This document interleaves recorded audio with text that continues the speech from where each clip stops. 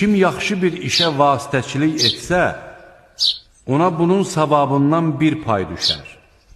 Kim də pis bir işə vasitəçilik etsə, ona da onun günahından bir pay düşər. Allah hər şeyi qoruyandır. Biri sizinlə salamlaşdığı zaman siz onun salamını daha böyük ehtiramla alın və ya verilən salamı olduğu kimi qaytarın. Həqiqətən Allah hər şeyin haqq hesabını çəkəndir. Özündən başqa məbud olmayan Allah, baş verəcəyinə şübhə edilməyən qiyamət günü sizi mütləq bir yerə toplayacaqdır. Verdiyi xəbərdə Allahdan daha doğru söyləyən kim ola bilər?